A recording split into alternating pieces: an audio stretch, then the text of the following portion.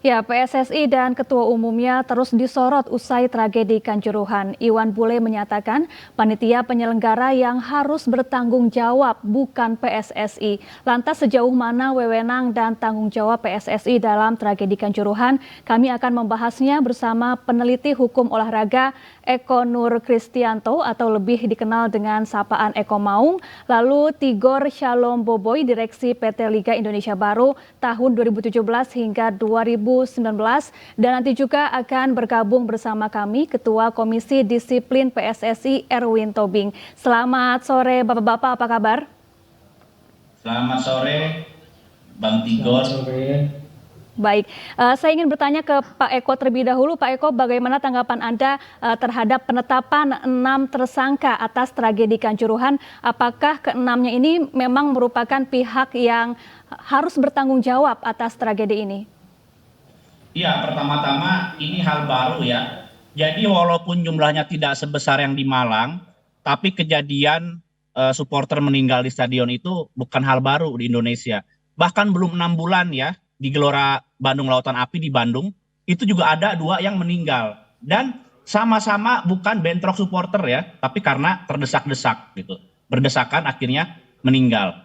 Nah, kenapa saya bilang bahwa kejadian ini sampai tersangka ini adalah hal baru? Karena biasanya itu sanksi itu turun ya untuk panpel. Udah gitu, udah aja, nggak ada lagi kelanjutan. Nah, dengan ditetapkannya 6 tersangka, kita bisa melihat bahwa 2 sistem hukum ini bekerja. Yang pertama adalah hukum komunitas ya, yaitu sanksi dari Komdis kepada Arema. Mereka kena denda uang ratusan juta, lalu juga diusir pertandingan, serta ketua panpelnya juga dilarang aktivitas umur hidup. Itu adalah hukuman komunitas.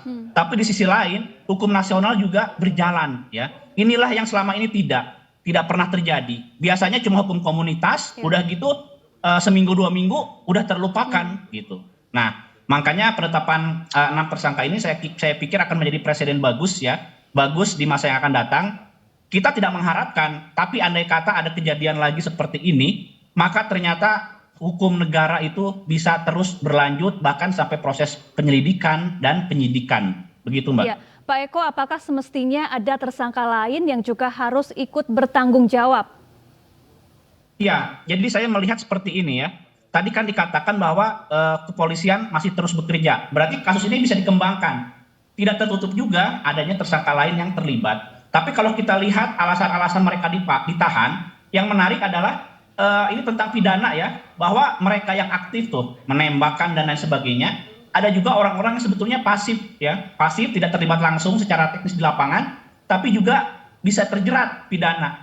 Itu konstruksi pasalnya adalah pasal 359 KUHP ya, yaitu kelalaian yang menyebabkan orang meninggal dunia. Nah, dengan konstruksi pasal ini, kelalaian, orang lalai itu kan nggak harus ada di tempat ya, nggak harus ada di tempat kejadian dan lain sebagainya. Dia lalai aja ngontrol, mengawasi, ngasih tahu, nah itu bisa kena. Jadi memang bukan tidak mungkin nanti masih ada pihak yang bisa ikut jadi tersangka atau juga diperiksa sama kepolisian. Tapi kalau namanya siapa ya itu kan wewenang polisi gitu ya. Baik, Pak Tigor Shalom Boboy, ini sebetulnya bagaimana regulasi yang berlaku terkait pertanggungjawaban keamanan pada sebelum, saat, dan setelah pertandingan sepak bola? Ya, jadi kalau kita bicara tentang regulasi atau aturan di sepak bolanya, ada beberapa regulasi yang harusnya itu jadi referensi. Tapi yang paling utama di sini yang jelas menyatakan tanggung jawab klub atau panpel atau sebuah pertandingan di sebuah kompetisi itu dijalankan, itu namanya regulasi kompetisi. Baru kemudian kalau terjadi pelanggaran-pelanggaran yang dilakukan di dalam kompetisi itu sendiri, maka bisa saja itu merujuk kepada kode disiplin. Kemudian ada juga regulasi tentang stadion, ada juga regulasi tentang safety dan security. Jadi secara aturan memang diatur dalam regulasi kompetisi bahwa yang bertanggung jawab terhadap sebuah pertandingan di kompetisi liga, dalam hal ini ada Liga 1, itu memang adalah klub tuan rumah. Jadi, yang pertama pasti statuta, kemudian turunannya itu adalah regulasi-regulasi yang dibuat oleh PSSI. dalam regulasi kompetisi yang ini ditandatangani oleh Ketua Umum PSSI dalam hal ini, maka sebenarnya semua jenis pertandingan yang berada di Indonesia itu di bawah kendali PSSI, pertandingan resmi. Jadi tanggung jawab PSSI sebagai pemegang rights-nya pertandingan. Setiap pertandingan di Indonesia itu dalam konteks liga, kemudian ada turnamen atau apapun yang berada di bawah kendali PSSI, maka itu menjadi tanggung jawab dari PSSI. Jadi tidak bisa juga PSSI serta-merta membebankan masalah yang terjadi saat ini kepada panpel atau kepada klub, karena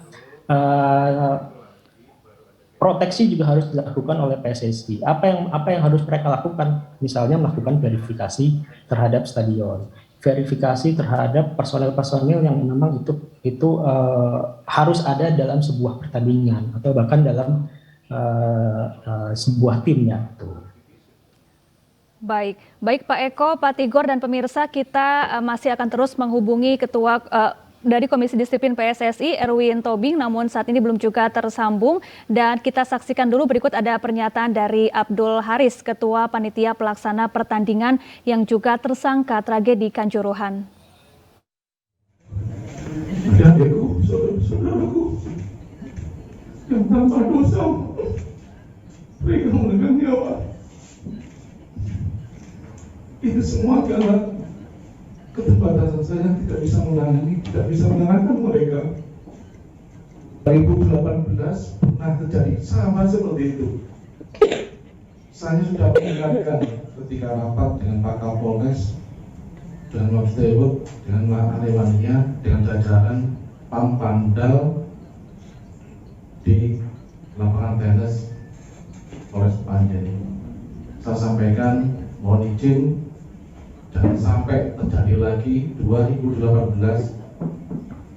penembakan gas air mata yang mengakibatkan kurang lebih 214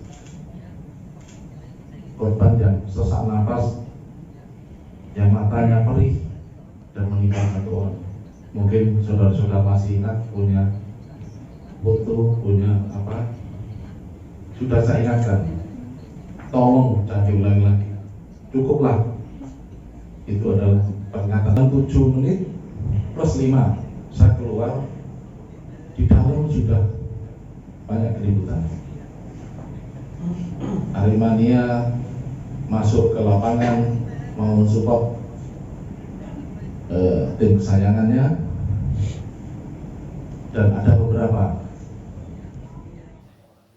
Ya, Pak Eko, Menko Polhukam Mahfud MD menyebut selama ini PSSI selalu berlindung di ketiak FIFA. Kalau dilihat dari regulasi, bisakah ada celah untuk PSSI ikut bertanggung jawab dalam tragedi Kanjuruhan ini? Ya, menurut saya kalau misalkan yang digunakan, jadi gini nih Mbak, ini dalam kasus ini ya, saya mengambil contoh aja kejadian-kejadian sebelumnya ya.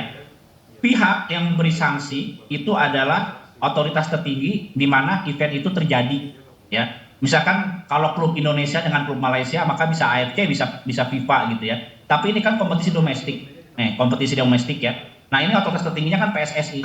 Jadi sebetulnya PSSI sendirilah ya otoritas tertinggi yang bisa memberikan sanksi.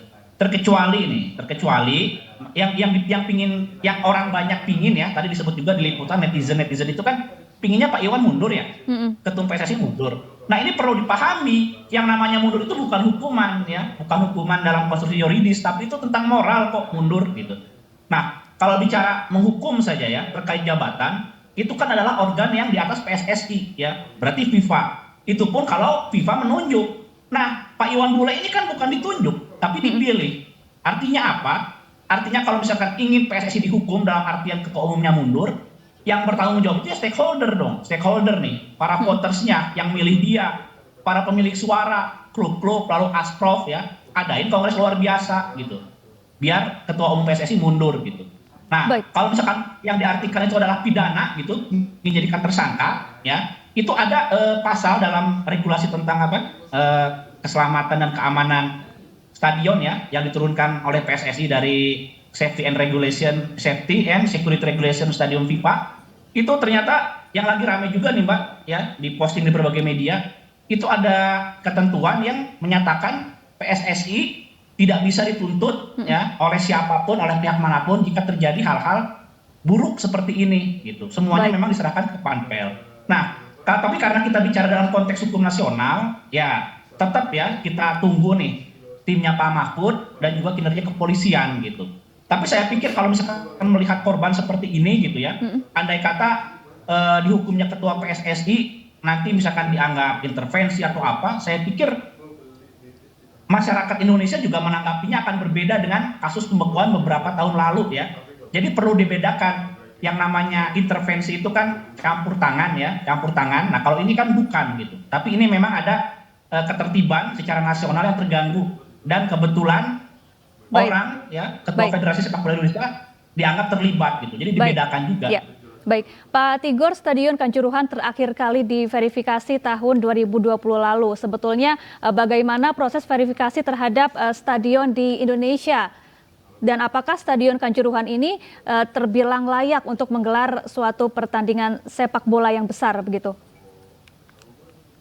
Ya, kalau kita bicara verifikasi yang dilakukan oleh siapapun sebenarnya dalam tatanan sepak bola nasional, baik itu PSSI, baik itu Liga Indonesia Baru atau bahkan bisa menunjuk pihak ketiga untuk melakukan verifikasi terhadap kesiapan infrastruktur.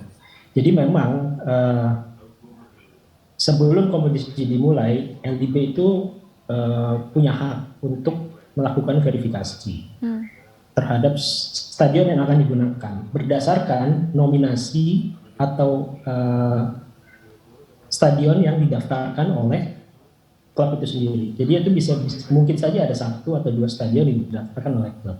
Dan LIB harus memfollow up itu untuk melakukan verifikasi. Bentuk verifikasinya sebenarnya melakukan pengecekan langsung terhadap kondisi-kondisi yang memang ada di dalam stadion itu sendiri. Ada 4 aspek yang menjadi penilaian dalam sebuah verifikasi.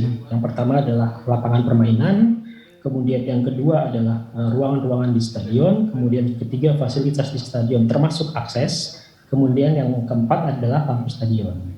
Ini kita hanya bicara verifikasi infrastrukturnya saja, belum kita bicara tentang verifikasi safety dan security-nya.